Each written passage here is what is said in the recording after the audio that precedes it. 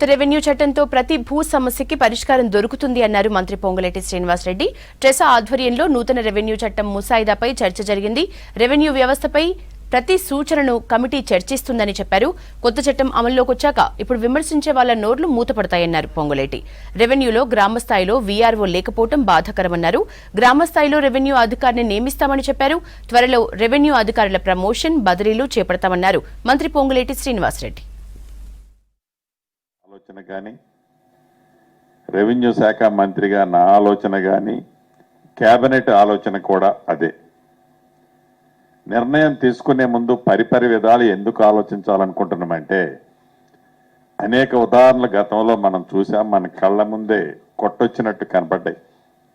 వాటి ఫలితాలు మంచికి బదులు వారు ఏదైతే ఊహించుకొని ఆనాడు ఈ చట్టాలని, అది కేంద్ర ప్రభుత్వం కానీ రాష్ట్ర ప్రభుత్వం కానీ, ఈ చట్టాలు చేసేటప్పుడు చట్టాలు సరిగా చేయకపోతే వాటి ఫలితాలు సామాన్య ప్రజలు ఏ దానికి సంబంధం లేని వాళ్ళు కేవలం ఒక వ్యక్తో ఇద్దరు వ్యక్తులు ఒక నిర్ణయం తీసుకుంటే కొన్ని లక్షల మంది దాని ఫలితాలు చెడు అనుభవించారు. అది మన కళ్ళ ముందు స్పష్టంగా కనిపించింది. నిన్న మొన్న పేపర్లలో చూశాను, ఈరోజు కూడా ఒక నాయకుడు మాట్లాడుతున్నాడు. వీళ్ళన్నిటికీ ఒక సబ్ కమిటీ అంటారు. ఈ సబ్ కమిటీ వేసి సబ్ కమిటీలతోనే కాలయాపన చేయాలని చూస్తున్నారు అనేది ఒక ప్రధాన ప్రతిపక్షం యొక్క ఆరోపణ. నిజంగా కాలయాపన చేయాలి అని అంటే సబ్ కమిటీ కూడా వేయాల్సిన అవసరం లేదు. ఈ రెవెన్యూ చట్టమే ఉదాహరణకు తీసుకోండి. ఈ ప్రభుత్వం వచ్చిన తర్వాత మీ అందరి ఆశీర్వాదంతో మార్పు కావాలని ప్రజలు కోరుకున్న ఫలితంగా ఇందిరమ్మ రాజ్యంలో చట్టం ఫైనల్ చేయాలంటే మొన్న అసెంబ్లీలో పెట్టి చేసే పొజిషన్ రెడీగా ఉంది. కానీ ఒకసారి చట్టం చేసిన తర్వాత ఆ చట్టంలో లొసుకులని సరిదిద్దకపోతే ఆ లొసుకుల ఆధారంగా ఆ లొసుకులతో అనేక వేల కుటుంబాలు రోడ్డు పాలవుతాయి. నిజంగా ధరణి కాన్సెప్టే మొన్న మార్పు కావాలనడానికి ప్రధానమైన నాంది.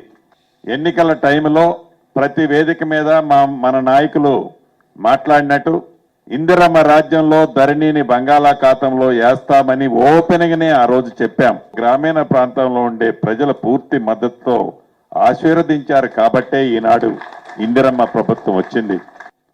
అంటే తప్పు చేయటం మానవ సహజం.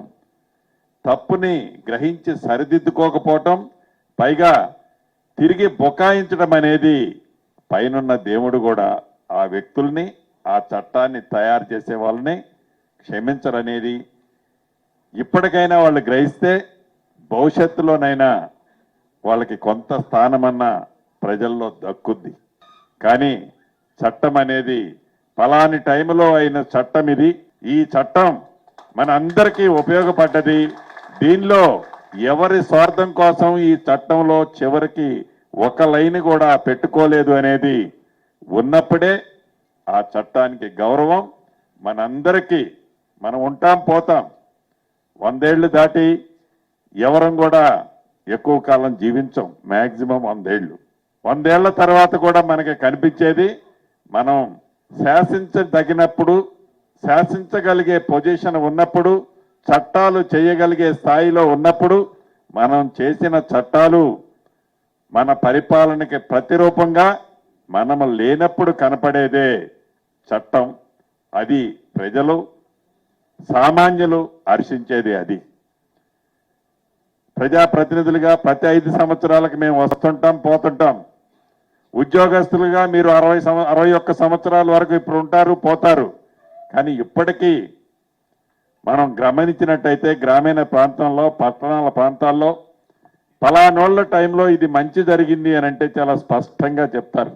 ఎవరి ప్రమేయం లేకుండానే మీ సామర్థ్యతను బట్టి మీకు తప్పకుండా మంచి ప్లేస్ ఇవ్వడానికి ప్రభుత్వం ఏ పైరువి అవసరంలా. ఈనాడు మీరు చూస్తున్నారు గౌరవ ముఖ్యమంత్రి గారు ఏ రకంగా అయితే అనేక శాఖల్లో టాప్ పొజిషన్ లో ఇచ్చేటప్పుడు సింగిల్ పర్సన్ కూడా ఒక్క పైరవి కూడా లేకుండా ఒక్క లెటర్ కూడా లేకుండా కేవలం వారి క్యాపబిలిటీ మీదనే గౌరవ ముఖ్యమంత్రి గారు అనేక పోస్టులు ఇచ్చారు, ఇంకా ఇవ్వబోతున్నారు. మీ విషయంలో కూడా ఎవరో నాకు చెప్తే నేను వేశాననో వారికి నేను లాయలుగా ఉండాలనో, మీరు లాయలుగా ఉండాల్సింది ప్రజలతో సామాన్యులతో మనం ఆన్సర్ చేయాల్సింది ప్రజలకి. కాబట్టి దయచేసి మీ అసోసియేషన్లతో ఒక్కసారి మళ్ళీ నేను అతి కొద్ది రోజుల్లోనే ఒక్కొక్క అసోసియేషన్ నుంచి 2-3తో కూర్చుంటాను.